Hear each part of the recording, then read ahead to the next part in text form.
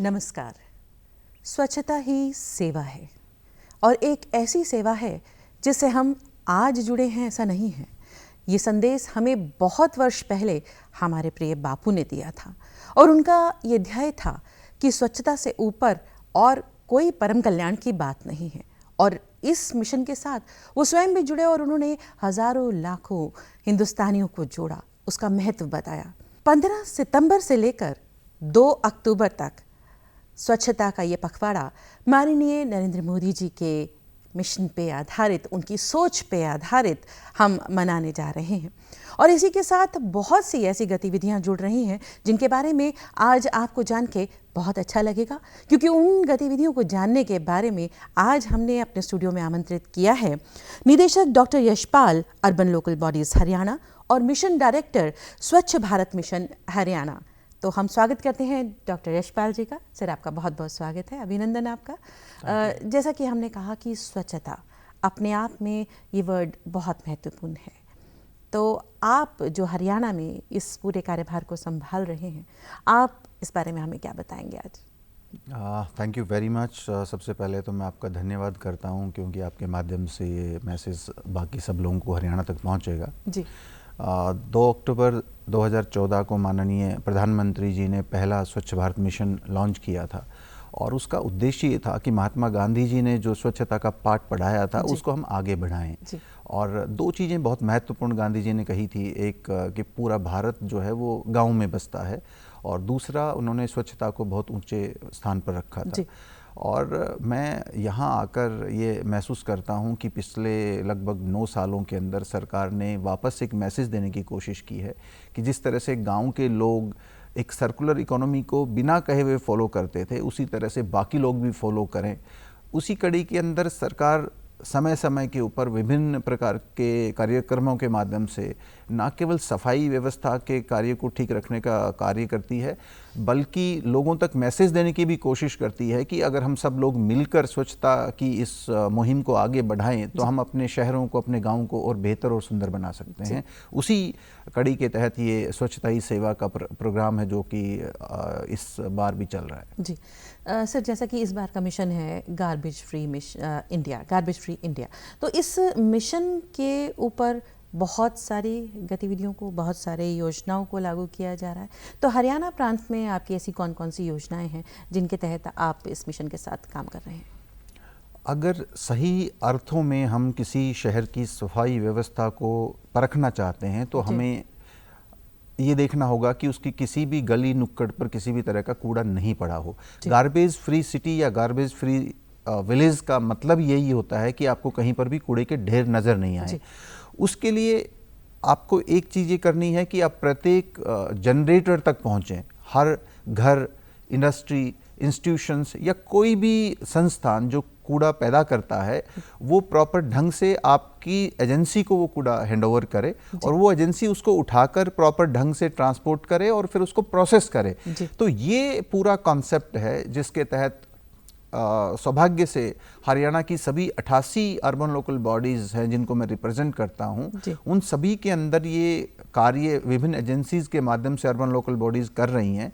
और जब ये प्रोग्राम चलाए जा रहे हैं तो हम सब उन लोगों के साथ में बैठकर, जो हमारे डिस्ट्रिक्ट म्यूनसिपल कमिश्नर्स हैं, हमारे एग्जीक्यूटिव ऑफिसर्स हैं या सेक्रेटरीज और उनकी पूरी टीम है, उनके साथ बैठकर इस बात को हमने असेस किया है कि हम प्रत्येक घर तक पहुँचें और कूड़े को ठीक से उठाकर उसका साइंटिफिक तरीके से डिस्पोजल करें। तो अर्बन लोकल बॉडीज इस काम को कर रही हैं और जब ये प्रोग्राम आया है तो इसकी सेंसिटिविटी और बढ़ रही है। जी सर, जैसा कि माननीय प्रधानमंत्री जी की ये सोच है कि फिर से लौटना होगा गांव की तरफ, लेकिन इस बात को कहने के पीछे बहुत गहरी बात है। कहीं ना कहीं हमारा जो सिस्टम था और आज फिर से हम उस सोच की तरफ जाके नई तकनीक के साथ साथ हम उसको कार्यान्वित कर सकते हैं, तो आप उस पूरे प्रोसेस को किस तरह से लेते हैं? बहुत ही बढ़िया ढंग से सरकार ने इस पूरे विषय को 2014 से अब तक लिया है। 2016 के अंदर सरकार, केंद्र सरकार के द्वारा सभी तरह का जो ठोस कचरा था और जो तरल कचरा है उसको कैसे हम डिस्पोज ऑफ करेंगे इसका कानून बनाए, इसके रूल्स बनाए। तो अगर हम सॉलिड वेस्ट की बात करें तो उन्होंने हमें किचन वेस्ट है जो SWM रूल्स बनाए, construction demolition waste management rules बनाए, प्लास्टिक वेस्ट मैनेजमेंट रूल्स बनाए, और इन सभी रूल्स के अंदर अगर आप पढ़ेंगे तो एक ही आपको कार्य दिया गया है कि जितना भी वेस्ट आप जनरेट कर रहे हैं उसको प्रॉपर तरीके से दोबारा से इस्तेमाल हम कर सकें। बहुत सारा वेस्ट ऐसा होता है जो कि रीयूजेबल है, रिसाइक्लेबल है, तो उसको रिसाइकल करने का कार्य बहुत बड़े लेवल पे शुरू हो गया है, उसको रीयूज करने का कार्य शुरू हो गया है। और अल्टीमेटली एक सर्कुलर इकोनॉमी का जो नया कंसेप्ट आया है, इसका मतलब ये है कि जो चीज़ भी आप इस्तेमाल कर रहे हैं उसको आपने फेंकना नहीं है, उसको रीयूज करना है, वो वापस आना चाहिए। जैसे पहले हमारे गांव में होता था, जिस तरह के हमारे कि हर चीज़ का सेग्रीगेशन हो जाता था, किस चीज़ को कैसे फिर से इस्तेमाल करना है, हमारी घरों की गृहिणियाँ, घरों के बुजुर्ग जो है उस तरह से हमें बताया करते थे। तो आज के टाइम में भी सर हम उसको, हाँ, मैं इसी बात को हाईलाइट करना चाहता था कि ये सारा कानून के माध्यम से सरकार ने जो अब करना शुरू किया है, अगर हम वापस मुड़कर देखें, मैं खुद गांव से आता हूं, तो गांव के अंदर हर चीज को व्यक्ति बहुत करीने से सहेज कर रखता है, इस्तेमाल करने के बाद में भी। जैसे मैं ये देखता था कि जब हम नया मकान बनाते हैं तो पुराने मकान को जब तोड़ते थे तो उस मकान की सब चीज़ों को लगभग दोबारा से इस्तेमाल करते थे, खिड़की दरवाजे से लेके ईंट पत्थर तक और इवन चूने तक को भी दोबारा से वो लोग इस्तेमाल करते थे। तो उनकी जो वेस्टेज थी वो मिनिमल थी, इसलिए गांव के अंदर आज भी आप देखेंगे तो आपको कहीं पर भी कंस्ट्रक्शन डेमोलिशन वेस्ट पड़ा हुआ नहीं मिलेगा। इसी तरह से जितना भी मैन्योर वो लोग जनरेट करते थे काउडंग के माध्यम से करते थे और प्रॉपरली उसको ले जाकर गड्ढे में डालते थे, 6 महीने के बाद उठाकर अपने खेत में ले जाते थे। इसी तरह से घर के अंदर जो भी चीजें इस्तेमाल करते थे और उसमें से जो चीजें बचती थी, चाहे प्लास्टिक के पाउच थे या कपड़े के बैग्स थे, इवन अखबार थे, उन सब चीजों को सहेज कर रखते थे और महीने के आखिर में कोई वेंडर आता था उसको वो बेचते थे। तो प्रत्येक चीज को एट सोर्स जहां इस्तेमाल करते थे वहीं पर वो लोग सेग्रीगेट करते थे अलग अलग और फिर उसको अलग अलग चीजों के लिए प्रयोग करते थे। यही सरकार की तरफ से दोबारा मैसेज दिया जा रहा है कि इन जिन चीजों को हम भूल गए थे, जो हमारा परंपरागत ज्ञान है जिसको हमने सदियों से सीखा था, उसको जब हम भूल गए थे, सरकार इन कानूनों के माध्यम से उनको दोबारा बताने की कोशिश कर रही है कि आप इस्तेमाल तो चीजें करिए, लेकिन इस्तेमाल करने के बाद में आप उसको मिक्स करके वेस्ट मत करिए। आज अगर हम सिर्फ वेस्ट को सेग्रीगेट करना शुरू कर दें तो हमारी जो लैंडफिल साइट के ऊपर या प्रोसेसिंग साइट के ऊपर जो वेस्ट जा रहा है उसको हम लगभग 35% को बचा सकते हैं, और वो जो 35% जो बच गया है वो रिसाइकलेबल मटेरियल है। और इससे जो वेस्ट से हम बहुत सारा पैसा, वेस्ट टू वेल्थ का जो कंसेप्ट है उसके तहत हम बहुत सारा पैसा इससे कमा सकते हैं। तो आज अगर हम किचन वेस्ट को देखें तो हम कंपोस्ट उससे कर रहे हैं, हम उससे खाद बनाकर उसको वापस इस्तेमाल करना हमने शुरू कर दिया है। अगर हम जो रिसाइकलेबल मटेरियल है उसको सेग्रीगेट करके बहुत सारी चीज़ें उनसे दोबारा बना रहे हैं। जो रिसाइकलेबल मटेरियल नहीं है उसको RDF हम बोलते हैं, जिससे रिफ्यूज फ्यूल ड्राइव जिसको बोलते हैं, जिससे हम दोबारा से भट्टियों के अंदर या प्लांट्स के अंदर फ्यूल के तौर पर इस्तेमाल करते हैं, उससे एनर्जी, उससे गैस जनरेट हो रही है। इसके अलावा कंस्ट्रक्शन डेमोलिशन वेस्ट जितना भी हम इस्तेमाल करते हैं, जो जनरेट करते हैं, उसके माध्यम से हम उनको दोबारा से प्लांट पर ले जाकर प्रोसेस करके उससे दोबारा कहीं पर टाइल्स बनने लग रही हैं, कहीं मैन होल कवर बन रहे हैं, कहीं स्ट्रीट फर्नीचर बनने लग रहा है। तो ये सारी की सारी चीज़ें दोबारा से इस्तेमाल होने लगी हैं। तो वेस्ट एक वक्त पर जो बड़ी लाइबिलिटी समझा जाता था, आज वो काफ़ी बड़ा एक असेट के तौर पर सामने आ रहा है। और मैं ये विजुलाइज करता हूँ कि अगले 3-4 साल के बाद आप देखेंगे तो आप जितना वेस्ट जनरेट कर रहे हैं और उसको मैनेज करने के लिए जितना पैसा चाहिए, उसमें से काफ़ी बड़ा पैसा आप इन्हीं से निकाल कर इस्तेमाल कर रहे होंगे। मतलब एक खूबसूरत सोच और तकनीक जब मिल जाती है तो उसके जो परिणाम हैं वो अच्छे खूबसूरत ही सामने आएंगे, ऐसी हम कामना कर सकते हैं। सर, एक यहाँ पे मेरा सवाल आपसे कि हमारे घरों से जिस तरह से हम कहते हैं कि कूड़ा जो है कम से कम निकले, लेकिन फिर भी उसको काम को संभालने के लिए भी बहुत से ऐसे हमारे कर्मचारी जुड़े हैं जिन्हें बहुत खूबसूरत नाम दिया गया है सफाई मित्र, जहाँ एक तरह से हम उन्हें सम्मान से कह सकते हैं क्योंकि वो हमारे समाज के लिए बहुत बड़ा कार्य कर रहे हैं। तो उनके बारे में, इस नाम के बारे में और उनसे जुड़ी और जो योजनाएं हैं, हमें उनके बारे में भी बताइए। मैं एक छोटा सा जो एडवर्टीजमेंट चलती है उसका जिक्र करना चाहूँगा कि हम एक शुरू से ये देखते हैं कि जब भी कोई कूड़ा लेने के लिए आता है तो हम उसको बोलते हैं कि कूड़ा वाला आ गया। तो आज के दिन हम ये बोलते हैं नहीं, कूड़े वाले तो हम हैं, वो सफाई मित्र है, सही बात। उस कूड़े को ले जाने वाला जी, है जी, और उसको साफ करने वाला है। जी। तो सरकार की ये सोच है कि जो लोग हमारे को शहर को रहने लायक बना रहे हैं, जो जिसको साफ सुथरा रखते हैं, ऐसे लोगों को हम ढंग से इज्जत से बोलें, इसलिए उनको सफाई मित्र का नाम दिया गया है, अलग अलग नामों से उनको पुकारा जाता है। इसके अलावा सरकार की ये भी सोच थी कि उनकी वेलफेयर का भी हम ख्याल रखें, इसलिए उनके वेलफेयर के लिए बहुत सारी स्कीम्स गवर्नमेंट ने चलाई। और इस स्वच्छता पखवाड़े के दौरान ही शिवर्स के माध्यम से बाकी उनसे इंडिविजुअल कांटेक्ट करके गवर्नमेंट ऑफ इंडिया की, गवर्नमेंट ऑफ हरियाणा की किसी भी तरह की स्कीम्स में जहां वो कवर होते हैं उनका लाभ उन लोगों तक पहुंचे, ऐसा करने के आदेश भी सभी यूएलबीज को दिए गए हैं। तो हमारे यहाँ पर भी हरियाणा के अंदर जितने भी सफाई मित्र हैं उनको किसी भी तरह का सुविधा हम दे सकते हैं सरकार की किसी भी स्कीम के तहत, तो वो भी इस दौरान हम करने का प्रयास कर रहे हैं। जी, बहुत अच्छा आपका प्रयास है सर। इस और रेलवे भी हमारा एक बहुत बड़ा संसाधन है, बहुत बड़ी ऐसी सुविधा है जिसके साथ आम नागरिक भी, खास नागरिक भी, सभी जुड़े हैं, सभी तरह का। तो रेलवे के आसपास हालांकि हम देख रहे हैं पिछले वक्त जो गुजरा है, बहुत साफ सफाई का और कई चीज़ों का नया नया योगदान सरकार की तरफ से हुआ है, लेकिन कुछ काम अभी और भी बाकी है। जैसा कि कहा गया है, हर पटरी साफ सुथरी, बहुत अच्छी एक हमें कोटेशन मिली है। तो उसके लिए क्या काम योजनाओं के तहत हो रहा है? रेलवेज़ के पास में बहुत बड़ा लैंड बैंक है और हम जिस भी शहर से, जिस भी गांव से ये रेलवे लाइन गुजरती है, ये देखते हैं कि काफ़ी बड़ी ज़मीन उनके पास में थी। और परंपरागत तौर पे अगर आप देखोगे तो लोग उसको एक तरह से शौच आदि जाने के लिए भी बहुत सारे लोग इस्तेमाल करते थे और गंदी रहती थी। लेकिन पिछले कुछ सालों के अंदर ना केवल रेलवे स्टेशंस का सौंदर्यीकरण किया है, सुधारीकरण किया है, बल्कि जहाँ से भी रेलवे लाइन जा रही है उन क्षेत्रों के अंदर जो अर्बन लोकल बॉडीज वहाँ की हैं उनको ये अधिकार दिया गया है कि अगर आप इसको साफ करना चाहते हैं, इसको ग्रीन बनाना चाहते हैं, इसको लोगों के इस्तेमाल के लायक बनाना चाहते हैं तो आप बना सकते हैं। इसलिए प्रत्येक अर्बन लोकल बॉडीज को भी ये कहा गया है कि आपके क्षेत्र के अंदर से कोई भी अगर रेलवे लाइन गुजर रही है तो उसको पूरे ढंग से साफ करें और उसको लोगों का यूज करने लायक बनाएं। अब ये देखिए कि इस तरह की बहुत सारी और भी जमीनें शहरों के अंदर पड़ी हुई हैं, सड़कों के किनारे पे ग्रीन बेल्ट्स हैं या बहुत सारी नहरें होती हैं उनके साथ में हैं, या कई जगह हमारी ड्रेन्स होती हैं जिनको कवर कर दिया गया है और ऊपर जमीन खाली पड़ी है, लोग उसके अंदर गंदगी डालना शुरू कर दिया था।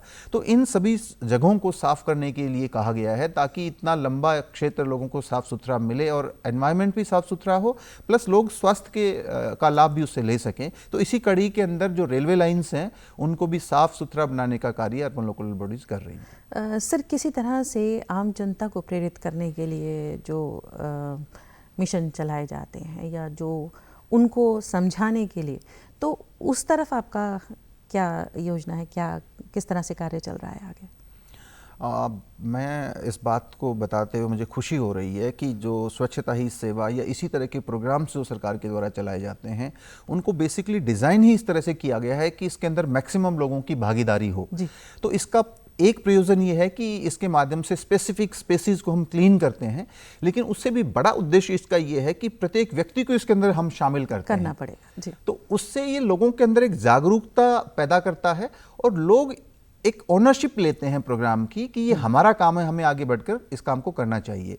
तो मैं व्यक्तिगत तौर पर भी अर्बन लोकल बॉडीज से जब फील्ड के अंदर भी जुड़ा रहा तो मेरा ये मानना है कि जब तक लोग जुड़ेंगे नहीं, जब तक लोग ओनरशिप नहीं लेंगे, तब तक शहरों को साफ सुथरा रखना बहुत मुश्किल कार्य है। कई बार हमारे दिमाग में ये होता है कि तो सरकार का काम है, ऐसा नहीं होता है। मैं अगर किसी एक पर्टिकुलर शहर की बात करूँ, हमारे 5000 अगर सफाई कर्मी वहाँ पर हैं, तो हमारे अर्बन लोकल बॉडीज ऐसे शहर भी हैं जहाँ पे 12-15 लाख लोग रहते हैं। अगर 12-15 लाख लोग गंदगी फैलाना जारी रखें, चीजों को फेंकते रहे सड़कों पे कहीं पर भी, तो 5000 व्यक्ति पूरे दिन भी लगे रहेंगे तो भी साफ सुथरा नहीं कर पाएंगे। तो उसको अगर प्रत्येक व्यक्ति ये निर्णय कर ले कि आज के बाद में कोई भी गंदगी नहीं फेंकूंगा, यकीन मानिए उसी दिन से शहर साफ होना शुरू हो जाएंगे। तो हमें सिर्फ लोगों को इतना करने की जरूरत है और ये इतना बड़ा महत्वपूर्ण योगदान होगा अगर वो अपने आप को कंट्रोल करना सीख लें और गंदगी को फैलाना बंद कर दें और सरकार के माध्यम से जो एजेंसीज इस कार्य को करती हैं उनको सहयोग करें, कूड़े को अलग छांट कर उनको दे दें, तो जो यूज करने लायक है, जो बिक सकता है, उसको ये लोग खुद भी इस्तेमाल कर सकते हैं। नहीं तो हमारे जो सफाई मित्र हैं, जो बिकने लायक मटेरियल होता है उसको अलग करते हैं और उससे उनको एक आमदनी होती है, तो उनको भी एक इंसेंटिव मिलता है, वो आपको बेहतर ढंग से सेवा कर सकते हैं। तो लोग सबसे महत्वपूर्ण कड़ी हैं इस पूरे सफाई अभियान की, और मैं ये उम्मीद करता हूं कि इस माध्यम से, आपके माध्यम से, मैं उन लोगों से ये अपील करना चाहता हूं कि आप भी अपना योगदान दें और हम खुद के लिए, मेरे लिए नहीं, आपके लिए नहीं, किसी और के लिए नहीं, खुद के लिए, अपने बच्चों के लिए, एक बेहतर भविष्य के लिए शहरों को साफ सुथरा रखने में, गांवों को साफ सुथरा रखने के अंदर अपना योगदान जरूर करें। जी सर, एक बहुत महत्वपूर्ण कड़ी है हमारे युवा, हमारे बच्चे, जिन्होंने कल भविष्य में एक साफ सुंदर देश में हम कहें कि सांस लेनी है, उनको प्रेरित करने के लिए किसी तरह की कोई योजनाएं या कुछ कार्यक्रम? आज के दिन अगर सबसे बड़ा परिवर्तन कहीं पर आया है तो वो जो यंग यूथ है, जो हमारा जो बच्चे हैं, उनके अंदर आया है। पेरेंट्स जो भी इस तरह के बहुत सारे इंस्टेंसेस हैं जहां पर वो बच्चों के द्वारा रोके गए हैं, उनको कहा गया कि नहीं आप ऐसा मत करिए। तो ये जो इतने सालों से मुहिम चल रही है, इसके नतीजे आपको अगली पीढ़ी के अंदर आने अभी से शुरू हो गए हैं, और आगे जब पीढ़ी जब आकर जिम्मेदारी संभालेगी तो कहीं ज़्यादा जिम्मेदारी से काम करेगी, ज़्यादा उनको सेंसिटिविटी होगी और बेहतर ढंग से वो हमारे गाँव और शहरों को रख पाएंगे, ऐसे मैं उम्मीद करता हूँ। और जितने भी टीचर्स हैं, चाहे वो स्कूल्स के हैं, कॉलेजेस के हैं, यूनिवर्सिटीज़ के हैं, उन सब से भी हम ये रिक्वेस्ट करते रहे हैं कि आप जितने भी बच्चे हैं उनके अंदर ये सेंसिटिविटी लेकर आएँ।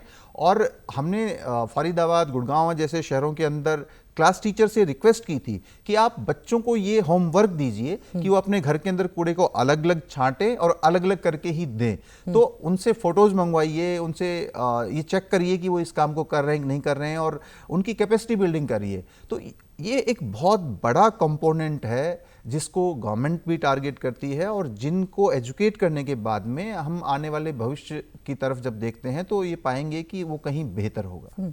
सर, जैसे हमारी यंग जनरेशन है, देखा जाए तो हमारी पुरानी पीढ़ी के कंपैरिजन में ये जनरेशन डिब्बा बंद चीज़ें या प्लास्टिक बैग्स या प्लास्टिक से जुड़े हुए कई तरह की चीज़ों को ज़्यादा इस्तेमाल कर रही है।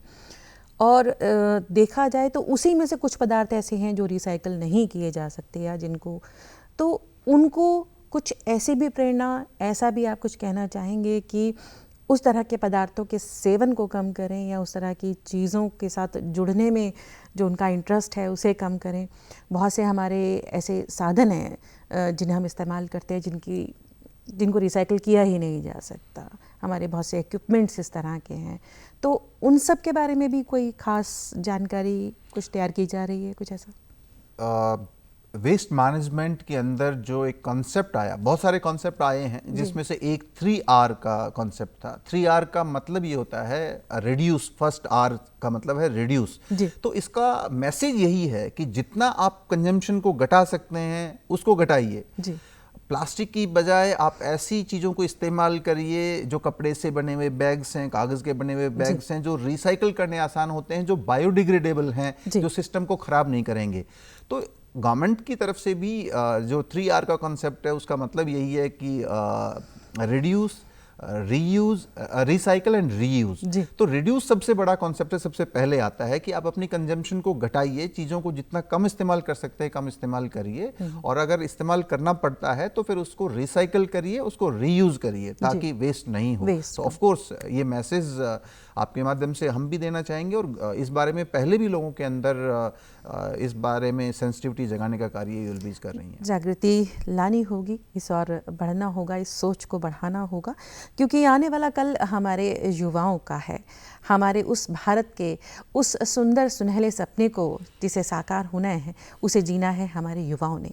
स्वच्छता से जुड़ी ऐसी और बहुत सी बातें हैं, लेकिन साथ ही साथ पहला कदम जो उठाना है उसके लिए हमें प्रेरित होना होगा, उसके लिए हमें आगे बढ़ना होगा।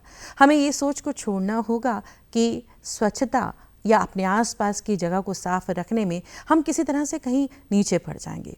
जिन्हें हम बहुत सम्मान देते हैं, जिन्हें हम बापू कह के पुकारते हैं, जिन्हें हम राष्ट्रपिता कहते हैं, यदि ये विचारधारा उनकी थी और ये सोच के ज़रिए ही उन्होंने इस मुहिम को, आज़ादी की मुहिम को और बढ़ाने के लिए जोड़ा था। हमारी आगे की पीढ़ियों को उन्होंने ये संदेश दिया था, तो इसी संदेश को हमें आगे बहुत दूर तक ले जाना है, ऐसी सोच के साथ जुड़ना है। और सर, चलते चलते यदि आप हमें एक मैसेज और देना चाहें हमारे दर्शकों को। मैं सबसे पहले तो दूरदर्शन का धन्यवाद देना चाहता हूं कि लोगों से जुड़ने का एक मौका मुझे दिया, और इस बात को मैं दोहराना चाहता हूं कि सफाई व्यवस्था सरकार का कार्य नहीं है, सिर्फ सफाई व्यवस्था हम सब की जिम्मेदारी है। तो इस स्वच्छता पखवाड़े के दौरान प्रत्येक व्यक्ति सामने आकर कम से कम अपने आसपास के क्षेत्र की सफाई कर दे। जिसे श्रमदान शब्द कहा जाए। मैं फिर से गाँव की तरफ लौटना चाहूँगा, और मैं जब छोटा था तो अपने दादी जी को, अपने माँ को मैं देखता था कि हम अपने घर के आसपास जो रास्ता होता था, गलियारा होता था, उसको भी हर रोज़ झाड़ू से साफ करते थे। तो वो जो चीज़ थी जिसको हम भूल रहे हैं, उसको हमें दोबारा से सीखने की ज़रूरत है। और हम सिर्फ अपने वर्क प्लेस के आसपास, अपने रहने के स्थान पर, अपने कार्य के स्थान पर अगर थोड़ा सा श्रमदान हम करें, उन जगहों को साफ करने की कोशिश करें और ये प्रण कर लें कि हम किसी भी तरह का कूड़ा नहीं फैलाएंगे, तो आप ये देखेंगे कि ये स्वच्छता एकदम से तेज़ी से चारों तरफ फैलती हुई आपको नज़र आएगी। और मैं फिर से आपका धन्यवाद करते हुए ये कहना चाहूँगा कि जो चीज़ हम जब भी करना चाहते हैं, आदमी के अंदर इतनी ताकत है, उसको हम पा ही लेते हैं। तो सरकार के लिए ये एक बड़ा उद्देश्य है और सरकार इस बात के लिए कटिबद्ध है कि इस कार्य को हम पूरा करके रहेंगे और हम इस कार्य को आगे बढ़ाने का कार्य करेंगे। मुझे उम्मीद है कि हम सभी के सहयोग से भारत को जल्द ही स्वच्छ और जो कचरा मुक्त शहर और गाँव की संकल्पना इस कार्यक्रम ने की है, उसको हम पूरा कर पाएंगे। धन्यवाद। जय हिंद। इसी सोच के साथ हम आपका भी धन्यवाद करते हैं सर, आपने अपना कीमती वक्त हमें दिया और भरपूर जानकारी हमें मिली इस योजना से जुड़ी हुई। और यही हम कामना करते हैं कि जिन उद्देश्यों को लेकर ये योजनाएं कार्यान्वित की जा रही हैं, आगे बढ़ा जा रहा है, वो अवश्य फलीभूत होंगी और आने वाला सुंदर स्वच्छ जो हमारा वातावरण है वो हम सभी के लिए लाभदायी होगा। इन्हीं शब्दों के साथ आपसे इजाज़त लेते हैं। नमस्कार। नमस्कार।